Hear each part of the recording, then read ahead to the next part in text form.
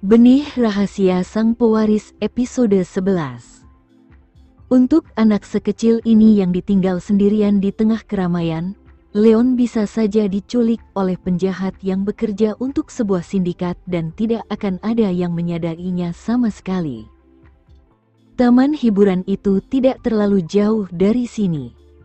Kenzo menyetir mobil dan berhenti di luar tempat parkir. Saat ini, tidak banyak orang di pintu masuk taman hiburan dan hanya Adam yang berdiri di sana, menunggu bersama Livy dan Rachel. Ketika Livy mendengar bahwa Leon telah ditemukan, ia mulai mengelak dan langsung menyangkal terlibat apapun dengan hilangnya Leon. Mobil misterius itu berkilauan di bawah lampu saat berhenti. Kemudian, pintunya terbuka saat Shira keluar dari mobil sambil menggendong Leon. Adam berlari ke arah mereka dan bergegas untuk mendekap Leon di dadanya. Air matanya mengalir di wajahnya karena rasa bersalah menggerogotinya. "Oh, cucuku tersayang, kamu membuatku takut." Namun, di tengah-tengah reuni yang menggembirakan ini, tatapan mata Shira yang penuh nafsu membunuh tertuju pada Livy. Amarah yang mendidih dalam dirinya mendesaknya untuk mencari pelampiasan. Jika tidak, dia mungkin akan meledak di tempat. Saat melihat ekspresi mengerikan di wajah Shira, Livy yang waspada mundur 2 langkah dan bertanya, "Mengapa kamu menatapku seperti itu, Shira?" Saat melihat Livy yang gelisah dan menghindar, kemarahan Shira pun muncul kembali. Ia mengangkat tangannya dan memukul wajah Livy dengan keras. Tamparan itu bergema di udara malam yang dingin. "Aduh!" teriak Livy, matanya terbelalak karena bingung. "Kamu baru saja menamparku? Kamu sudah gila ya, Shira?" Ia berlari ke belakang Rachel untuk berlindung sambil merengek, "Mama, dia baru saja menamparku." Rachel langsung memeluk putrinya dengan erat sambil berbalik dan membentak, "Beraninya kau memukul putriku, Shira. Jika kamu tidak bisa mengurus anakku, Livy, maka jangan menawarkan untuk melakukannya. Jangan pikir aku tidak tahu apa yang sedang kau rencanakan," gerutu Shira sambil melotot ke arah Livy dengan nada memberontak. "Dasar! Apa kau punya bukti bahwa Livy sengaja meninggalkan anakmu?" Rachel membalas dengan defensif, melindungi putrinya. Adam tahu bahwa dialah yang memikul tanggung jawab yang lebih besar dalam hal ini, jadi dia berjalan mendekati para wanita itu dan menyela dengan suara sedih. "Shira, ini salahku. Jangan salahkan Livy." Didorong oleh amarah yang membara, Shira terus menatap Livy sambil memperingatkan dengan nada muram, "Jauhi anakku. Kalau kau mendekatinya atau mencoba menyakitinya, aku akan membunuhmu di tempatmu berdiri. Jangan asal bicara tanpa dasar, Shira," balas Livy, menolak mengakui kesalahannya. Di sampingnya, Adam merasakan hatinya teriris saat melihat kedua putrinya saling membentak. Dia menoleh ke Shira dan membujuk, "Shira, ini salahku. Benar-benar salahku. Aku berjanji tidak akan membiarkan Leon lepas dari pandanganku lagi." Leon, di sisi lain, cemberut. "Mama, jangan marah. Aku seharusnya tidak pergi sendiri." Amarah Shira mereda mendengar suara Leon. Yang terpenting adalah putranya telah kembali dengan selamat, jadi dia menelan amarahnya dan berbalik untuk melepaskan Leon dari pelukan Adam. "Ayah, terima kasih sudah membantu malam ini. Aku yakin Leon juga sangat terkejut. Aku akan membawanya pulang sekarang dan ayah harus kembali dan mengakhiri hari ini." Setelah berkata demikian, dia menatap Kenzo sebentar lalu berbalik dan berjalan santai kembali ke mobilnya. Sementara itu, Livy terus menatap Shira dan baru saat itulah ia menyadari keberadaan pria di samping Shira. Matanya terbelalak kaget saat ia melihat sosok pria itu dalam cahaya redup. Mengapa pria ini tampak seperti putra Shira? Mungkinkah ia ayah anak itu? Saat Livy mencoba melirik lelaki itu lagi, lelaki itu telah berpaling darinya dan yang terlihat hanya siluet punggungnya yang samar. Ketika mobil Kenzo melaju pergi, Adam menghela napas lega dan berkata kepada Rahel dan Livy, "Ayo, kita pulang." Dia tidak bisa menyalahkan Livy atas apa yang terjadi pada Leon. Lagi pula, dia tidak punya pengalaman dalam mengasuh anak, dan meskipun dia ceroboh, itu tidak berarti dia bersalah. Namun, Rahel bersikap keras kepala karena putrinya harus menanggung kemarahan Shira. Livy tidak melakukan kesalahan apapun, jadi mengapa dialah yang harus ditampar? Namun, hanya Livy yang tahu bahwa dia benar-benar berniat meninggalkan Leon di suatu tempat yang ramai. Bahkan, dia sangat berharap agar bocah itu diculik. Sayang, alam semesta menentangnya, karena alam semesta mengembalikan anak itu dalam keadaan utuh. Yang lebih penting, dia ingin tahu siapa pria misterius itu. Dia hanya perlu melihat sekilas untuk mengetahui bahwa dia memiliki keanggunan bawaan bangsawan, dan dia jelas bukan orang biasa. Sementara itu, Kenzo berhenti di luar kompleks apartemen tempat Shira tinggal. Ketika ia melihat ada apotek di sebelahnya, ia langsung masuk tanpa berkata apa-apa, meninggalkan Shira yang menatapnya dengan Leon di pelukannya. Tidak lama setelah itu, Kenzo kembali sambil membawa sekantong plastik berisi sesuatu. Shira sangat berterima kasih atas bantuannya malam ini, dan berkata, "Terima kasih banyak atas apa yang telah Anda lakukan malam ini, Presiden Wiharja. Hari sudah larut, dan Anda harus kembali."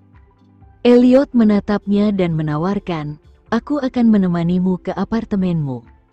Shira berbalik dan menuju lift bersama Kenzo di belakangnya.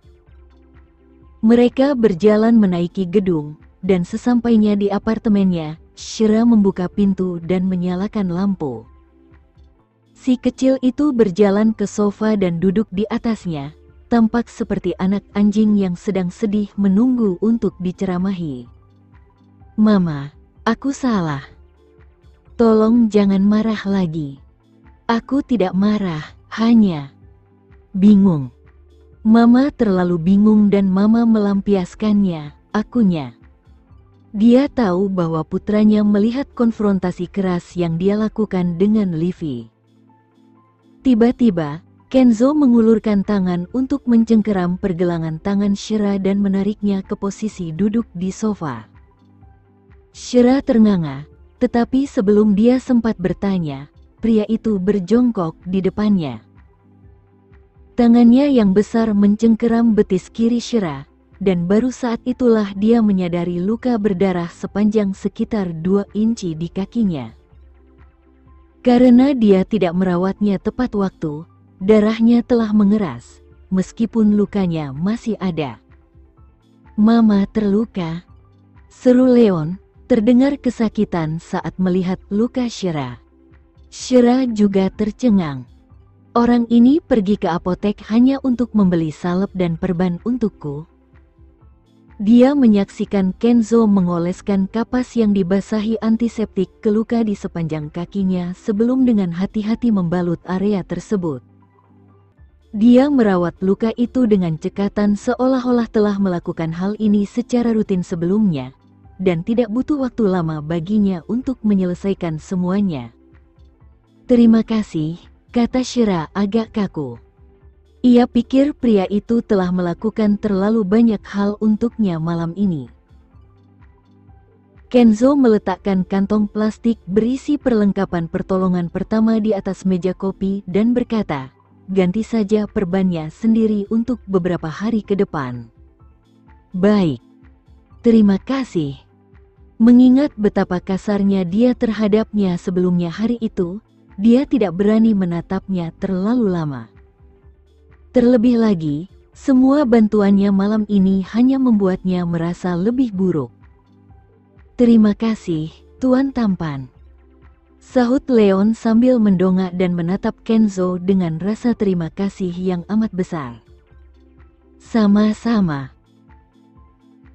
Kenzo mengulurkan tangan dan mengusap kepala Leon dengan penuh kasih sayang. Kemudian, ia menatap lama ke arah wanita yang menundukkan kepalanya. Tanpa berkata apa-apa, Kenzo berjalan santai ke pintu depan, membukanya, lalu pergi. Saat itulah Shira menghela napas lega.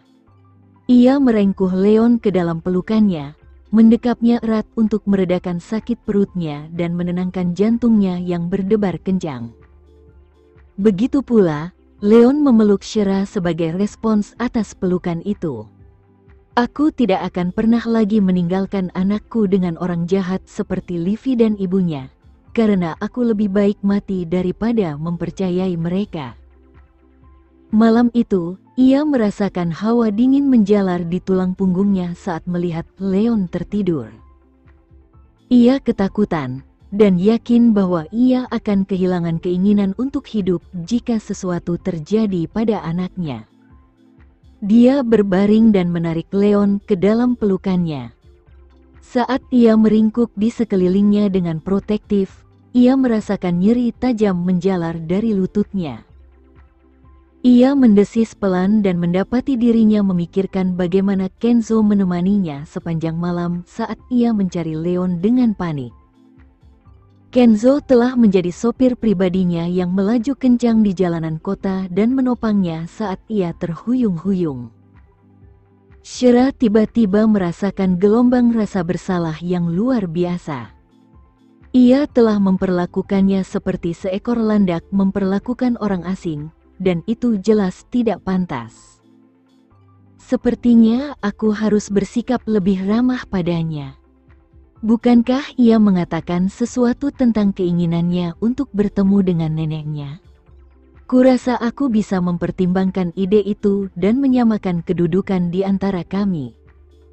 Itu akan menjadi yang terbaik.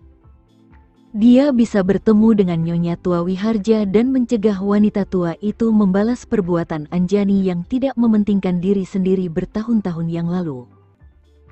Lagi pula, Anjani baru saja melaksanakan tugasnya sebagai polisi wanita saat dia mengorbankan nyawanya untuk menyelamatkan Kenzo. Keesokan paginya, Adam datang ke apartemen dengan membawa buah-buahan dan hadiah di tangannya. Kali ini, dia datang sendiri tanpa ditemani Livy dan Rahel.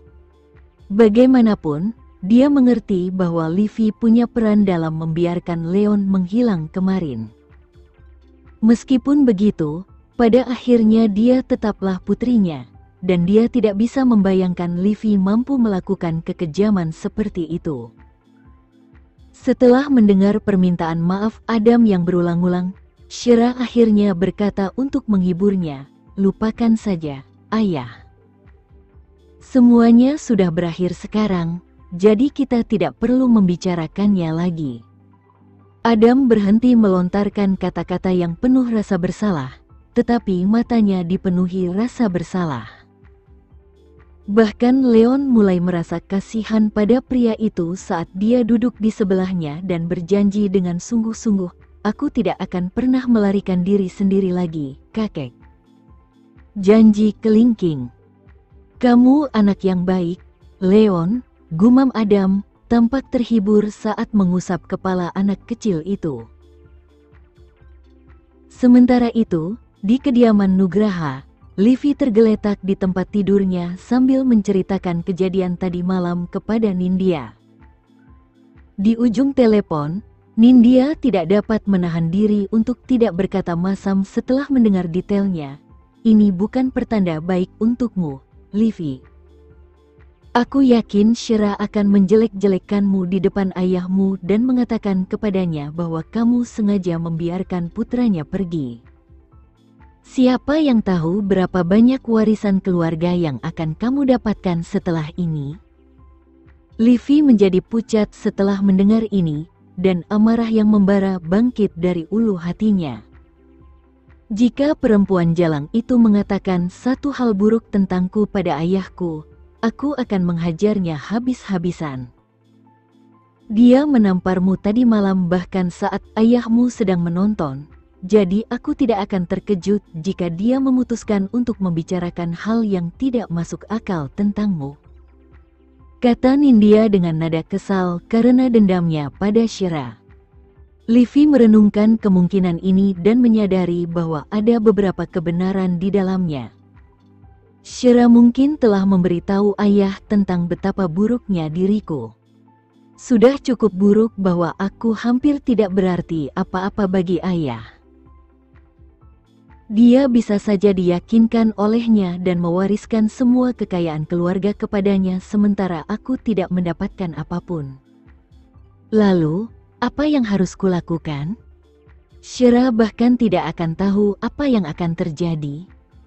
Aku tidak akan membiarkannya lolos begitu saja. Sebuah pikiran tiba-tiba terlintas di benaknya setelah mengatakan ini, dan setelah beberapa saat, dia bergumam, "Aku melihat Shira bersama seorang pria tadi malam, dan memang, dia dan Leon tampak mirip. Namun, aku tidak tahu siapa dia."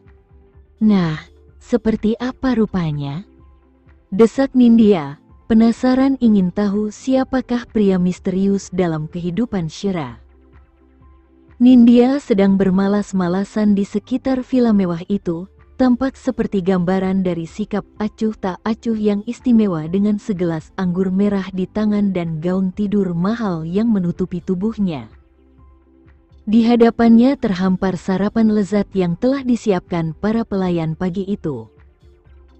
Tepat saat itu, panggilan masuk mengganggu percakapannya dengan Livi, dan Nindya segera berkata, "Aku akan menelponmu lagi, Livi. Aku perlu menjawab panggilan lain." Setelah itu, dia menutup panggilan dengan Livi dan menyambungkan telepon Marsha. "Halo, Nona de Agres, ini aku, Marsha. Kamu melakukannya dengan baik tadi malam. Terima kasih, Nona de Agres. Ada hal penting yang perlu saya sampaikan, Shira bersama Presiden Wiharja tadi malam." Wajah Nindya memucat. "Apa?" "Aku menulis laporan evaluasi dengan Shira tadi malam, tetapi Presiden Wiharja juga ada di sana, dan mereka berdua pergi bersama tak lama setelah itu." Kebencian yang tak terkendali terpancar di mata Nindya saat dia berpikir dengan penuh amarah. Jadi Kenzo adalah pria yang menemani Shira tadi malam? Mungkinkah dia pria yang dibicarakan Livi? Orang yang sangat mirip dengan anak Shira? Sialan.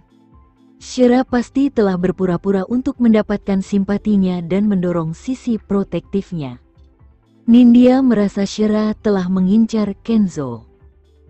Ia tidak akan mengabaikan kemungkinan bahwa 5 tahun terakhir telah mengubah Shira menjadi wanita yang serakah dan dangkal.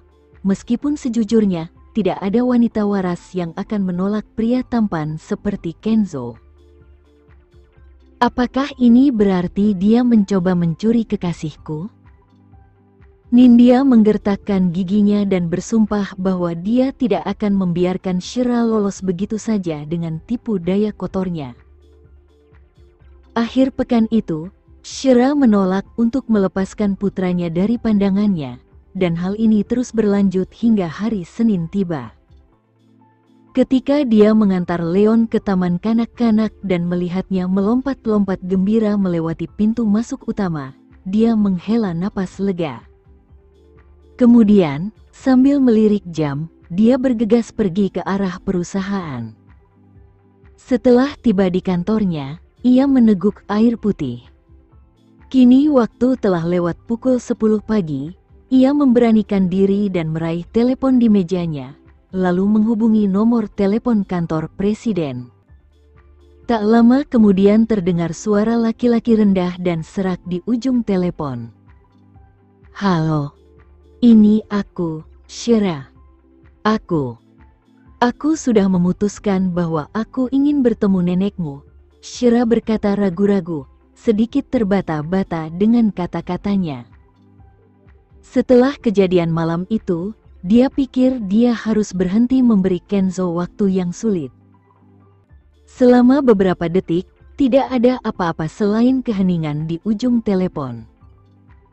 Dia pikir jantungnya akan langsung berdegup kencang ketika dia tiba-tiba mendengar pria itu bertanya dengan suara bariton rendah, "Kapan kamu ada waktu?" "Aku bebas asalkan sebelum pukul 3 sore, jawabnya.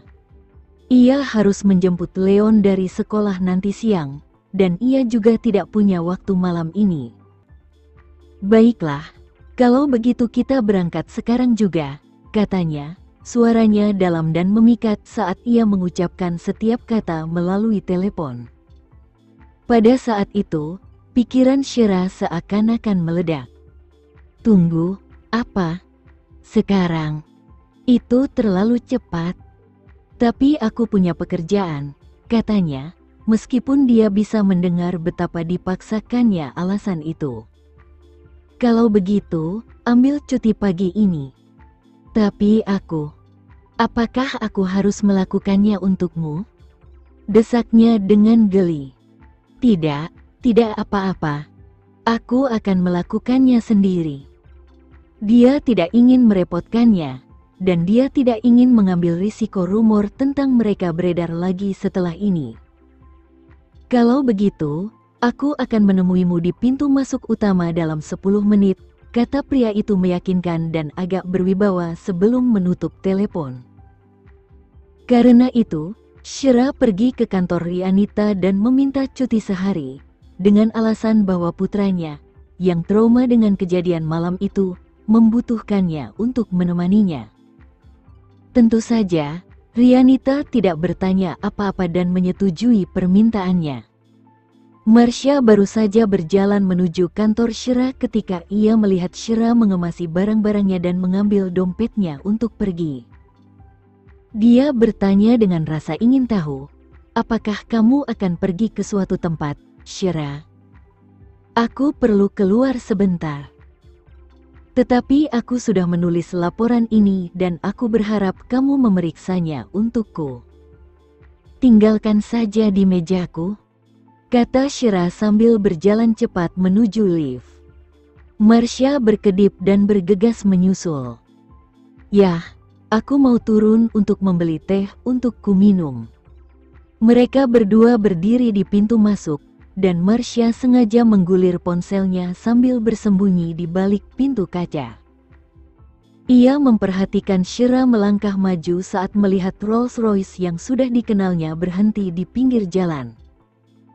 Setelah melihat sekeliling untuk memastikan tidak ada yang mengawasinya, Shira segera membuka pintu kursi penumpang dan masuk ke dalam kendaraan. Di balik pintu kaca, Marsha merasa rahangnya ternganga lebar. Apakah Shira akan berkencan dengan Kenzo selama jam kantor? Ia buru-buru mengambil gambar mobil itu dan mengirimkannya ke Nindya. Sementara itu, Nindya sedang berjalan-jalan di mall dan mencari kenyamanan lewat belanja yang tak ada habisnya ketika ia mendengar bunyi bip samar dari sebuah pesan teks baru. Ia mengeluarkan ponselnya dan mengklik pesan teks dari Marsha, yang berbunyi, "Nona de Agres, ini foto Shira menaiki mobil Presiden Wiharja. Mereka tampak seperti akan berkencan." Suasana hati Nindya langsung hancur saat dia berpikir, Shira semakin tidak tahu malu dari hari ke hari. Dia benar-benar merayu Kenzo di siang bolong selama jam kerja. Dia menggigit bibirnya dan memutuskan bahwa sudah waktunya dia melakukan tindakan nekat. Nindya menyerah berbelanja, berlari kembali ke mobil dan menyalakan mesin. Ia melirik tembok rendah di samping tempat parkir, dan tanpa berpikir panjang, ia menginjak pedal gas dan menabrakkan mobilnya ke bangunan itu. Reaksi dari benturan itu menyebabkan Nindya membenturkan kepalanya ke roda kemudi. Rasa sakit yang mengikutinya begitu hebat sehingga ia harus menarik napas dalam-dalam beberapa kali untuk menghilangkan rasa sakitnya.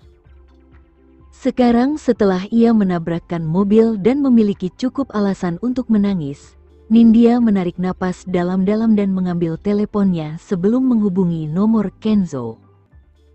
Tepat pada saat itu, telepon Kenzo yang terhubung ke sistem mobil berdering karena ada panggilan masuk, sehingga mengganggu kesunyian di dalam kendaraan. Nama Nindya muncul di layar yang terpasang di dashboard. Shira sudah merasa gelisah, dan saat melihat nama itu, perasaannya menjadi lebih buruk. Dia berpaling dari layar. Sepertinya melihat nama itu sangat menyinggung perasaannya. Kenzo ragu-ragu saat melihat ini, tetapi dia memutuskan untuk tetap menjawab panggilan itu. "Halo, Nindya. Ada apa?" "Mobilku menabrak, Kenzo." Nindya merintih kesakitan. "Aku sangat takut. Bisakah kamu datang menolongku?" Dia mulai menangis dan merengek minta tolong. Mobil itu melambat sejenak ketika Kenzo menekan tombol darurat dengan khawatir. "Apakah kamu terluka?" "Kepalaku sakit dan rasanya seperti berputar." "Kenzo, aku butuh kamu di sini." Sakit sekali, Nindya terisak-isak. Benar saja, hal itu mendorongnya untuk segera pergi ke lokasi wanita itu. "Kirimkan alamatnya dan aku akan segera ke sana."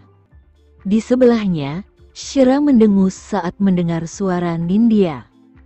"Sudah 5 tahun sejak terakhir kali kita bertemu, tetapi bahkan aku harus mengatakan bahwa aktingnya sebagai gadis yang sedang dalam kesulitan cukup mengesankan."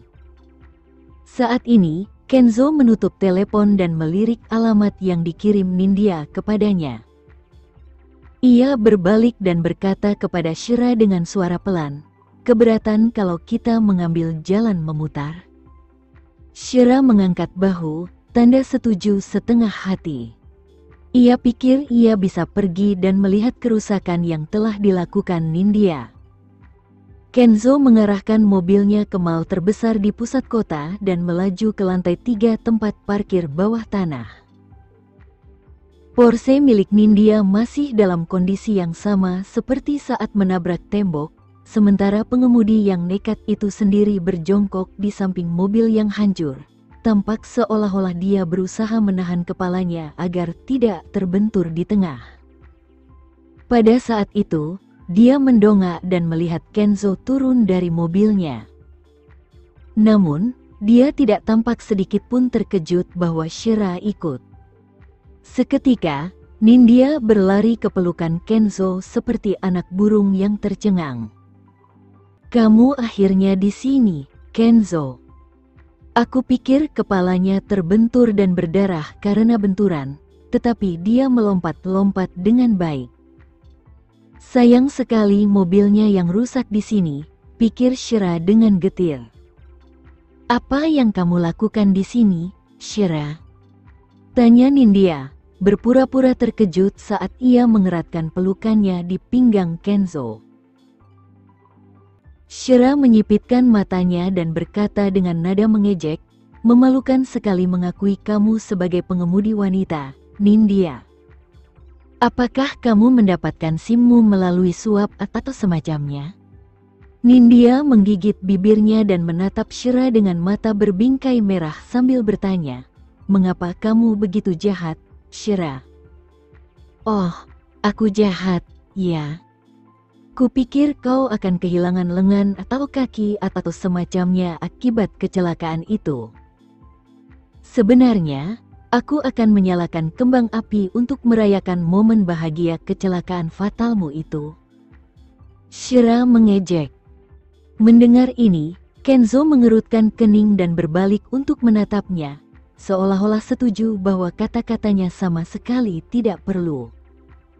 "Shira, kamu..."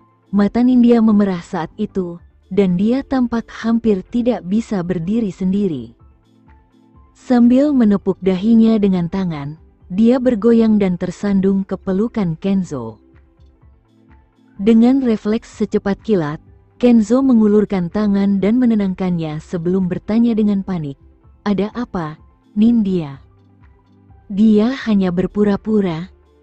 Dia baik-baik saja," Shira menyela dengan sinis, segera menyadari kepura-puraan Nindya. Kenzo menggigit dengan nada muram, "Bisakah kamu berhenti bicara sebentar saja?" Shira menggigit bagian dalam pipinya. Karena dia menolak untuk tinggal dan melihat pria itu memanjakan Nindya, dia memutar matanya dan berkata, "Kalau begitu aku akan pergi." "Tidak, jangan pergi," serunya sambil menghentikan langkahnya. Shira menoleh dan menatapnya lama. Kenzo menatap Nindya dan bergumam, "Nindya, Firdaus sedang dalam perjalanan sekarang. Aku akan menyuruhnya mengantarmu ke rumah sakit agar kau bisa menjalani pemeriksaan lengkap, oke? Kalau dokter bilang kamu baik-baik saja, pulang saja dan istirahatlah." "Tidak, Kenzo, aku ingin kamu pergi ke rumah sakit bersamaku," Nindya cemberut sambil mencengkeram lengan baju Kenzo erat-erat seperti anak kecil yang takut kehilangan kasih sayang. "Aku tidak bisa ikut denganmu karena masih ada yang harus kulakukan. Bersikaplah baik dan biarkan Firdaus mengantarmu ke rumah sakit," Kenzo membujuk dengan sabar. "Tidak. Aku ingin kamu ikut denganku, atau aku tidak akan pergi sama sekali," rengeknya keras kepala. Kenzo mengerutkan kening sambil berpikir. Mengingat bahwa Nindya masih dalam keadaan syok setelah kecelakaan itu, masuk akal baginya untuk membawanya ke rumah sakit dan menemaninya selama pemeriksaan. Namun, saat ia sedang mempertimbangkan hal ini, Shira tiba-tiba mendengus. "Kalau begitu, jangan pergi ke rumah sakit, Nindya. Presiden Wiharja dan aku masih memiliki banyak hal yang harus dilakukan. Ayo, Presiden Wiharja, kita harus pergi." Dada Nindya naik turun tak menentu saat mendengar ini, dan dia mulai gemetar saat mengerang, "Aku merasa pusing, Kenzo." Dengan itu, matanya berputar ke belakang kepalanya dan kakinya tertekuk di bawahnya. Hanya karena Kenzo bergerak cukup cepat untuk menangkapnya, dia tidak jatuh ke tanah. Ia merengkuh Nindya ke dalam pelukannya dan membawanya ke kursi belakang mobil, sambil berkata, "Aku akan mengantarmu ke rumah sakit sekarang, Nindya." Ia kemudian berbicara kepada Shira, yang berdiri tegak di tempatnya, "Bisakah kamu naik taksi untuk kembali ke kantor?" Shira memperhatikan mobilnya melaju kencang meninggalkan tempat parkir, meninggalkannya. Ia menghela napas dan kembali ke perusahaan. Di rumah sakit swasta yang dikelola oleh Wiharja Corporation, Nindya telah menjalani beberapa tes, dan disimpulkan bahwa ia baik-baik saja, selain dari syok dan gegar otak yang menyertai kecelakaan itu. Dokter juga mengatakan bahwa ia akan baik-baik saja setelah istirahat beberapa hari. Kenzo kini duduk di samping ranjang rumah sakitnya. Melihat benjolan di dahinya dan wajahnya yang pucat, ia menghiburnya dengan berkata, "Jangan khawatir, kamu hanya perlu tinggal di sini selama beberapa hari untuk keperluan observasi." "Kenzo, apa yang kamu lakukan dengan Shira? Apakah kalian berdua pergi bekerja atau semacamnya?" tanya Nindya sambil berbaring dengan sopan di tempat tidur, berpura-pura penasaran. Dia menggelengkan kepalanya. "Aku akan membawanya ke Wiharja Residence untuk bertemu nenekku." Sekian dulu ya video kali ini, kita lanjutkan lagi videonya di lain waktu. Oh iya, bagaimana menurut kalian? Semoga bisa sedikit menghibur kalian semua. Untuk teman-teman yang baru nonton, jangan lupa subscribe ya, hehehe.